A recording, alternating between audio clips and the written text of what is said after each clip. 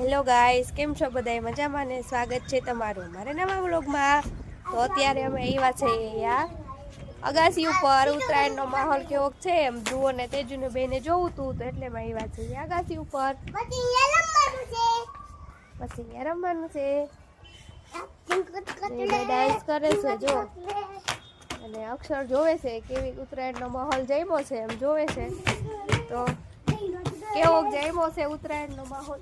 હજી અહીંયા કઈ દેખાતું નથી, બહુ કઈ પતંગ ચકતા છે નહીં, બધા દોરા પાવા ગયા લાગે. બધા દોરા પાવા ગયા હે ને જેટલા બધા કઈ પતંગ ચકતા નથી. જોઈએ છે કેવું વાતાવરણ છે એમ.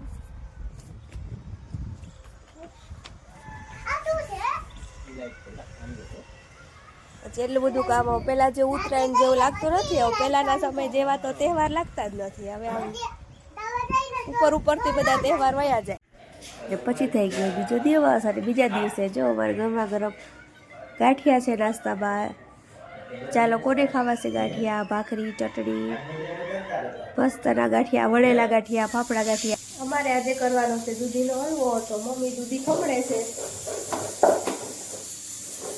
દૂધીનો હલવો ખાવા હાલો બધાય દૂધીનો હલવો ખાવા. મમ્મી દૂધી ખમણે જો. શિયાળામાં તો દૂધીનો હલવો અને ગાજરનો હલવો અને એ બધું તો ખાવાની બહુ મજા આવે. તો હમણાં દૂધી ખમણાઈ જાય પછી હલવાની તૈયારી કરશે મમ્મી.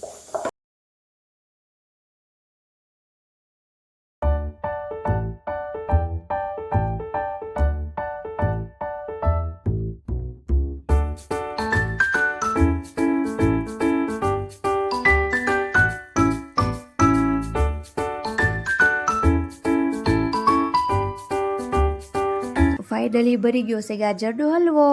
તો સરસ મજાનો ગાજરનો હલવો બની ગયો છે.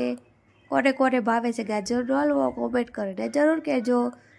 કાજુ બદામવાળો શિયાળામાં ખાવાનો સરસ મજાનો ગાજર. ને પછી અમે બપોરે ઉઠીને પહોંચી ગયા હતા પાણીપુરી ખાવા માટે. છોકરાઓ કહેતા હતા કે ચાલો ભાઈ પાણીપુરી ખાઈએ, તો પહોંચી ગયા પાણીપુરી ખાવામાં. આટો મારવા નીકળ્યા હતા તો થયું કે ચાલો પાણીપુરી ખાતા જઈએ. તો પહોંચી ગયા છે પાણીપુરીવાળાની દુકાને.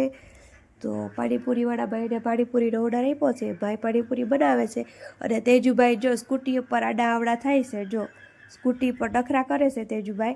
અને ફાઇનલી ભાઈએ પાણીપુરી બનાવી નાખી. તો બે માટે છે. તો ત્યારે જરીક વાતાવરણ ફેર થયું એટલે જરીક હમણાં વાતાવરણમાં ફેર થાય. હમણાંથી બહુ ઠંડી પડે અને વચમાં પહેલાં થોડીક ગરમી પડતી હતી. એટલે ઠંડી અને ગરમી બે ભેગું થાય એટલે એના હિસાબે જરીક શરદી જેવું રહે. એટલે અક્ષરને થઈ ગઈ છે શરદી, એટલે એ નાશ લેશે. જો એને તો 2-4 દિવસથી શરદી થઈ ગઈ છે અને મને પણ તરીક શરદી જેવું થઈ ગયું છે. એટલે એ મને પૂછે છે તારે ક્યારે નાશ લેવો છે? મેં કીધું તમે પહેલાં નાશ લઈ લો પછી.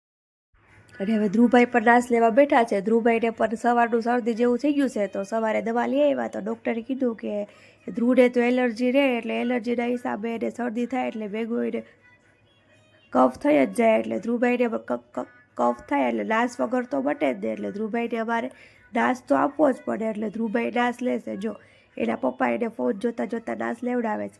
એ આમ તો નાશ લઈ જ દે. થોડીક વાર ફોન તો દેવો જ પડે. ફોન જોતાં જોતાં નાશ લેશે અને એના પપ્પા ભેગો વાતું કરતો જાય છે. પપ્પા પપ્પા એ પપ્પાને પૂછતો જાય છે. ધ્રુવભાઈને તો નાશ લેવો ગમતો નથી એટલે પરાણે ફોન લઈને નાશ લેવા માટે બેહાર્યા છે. એના પપ્પા ભેગો માથાકૂટ કરતો કરતો નાશ લે છે ધ્રુવભાઈ. ફોનમાં જોતો જાય છે અને ફોન જોવો ભાઈને બહુ ગમે એટલે ઘડીક વાર બેસાડ્યો એને. એટલે ગાઈસ તો અત્યારે બધા સુવાની તૈયારી કરે છે. આજ બધાને જરીક શરદી જેવું ને એવું હતું તો આજ બધાએ થોડો થોડો નાશ લઈ લીધો અને ધ્રુવભાઈએ પણ નાશ લઈ લીધો છે.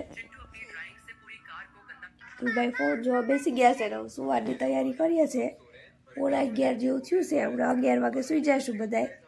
અને બસ આજના માટે એટલું જ. જો તમને અમારો વિડીયો ગમ્યો હોય તો વિડીયોને લાઈક કરો, શેર કરો અને સબસ્ક્રાઈબ કરવાનું તો ભૂલતા જ નહીં. જય શ્રી કૃષ્ણ. Good night.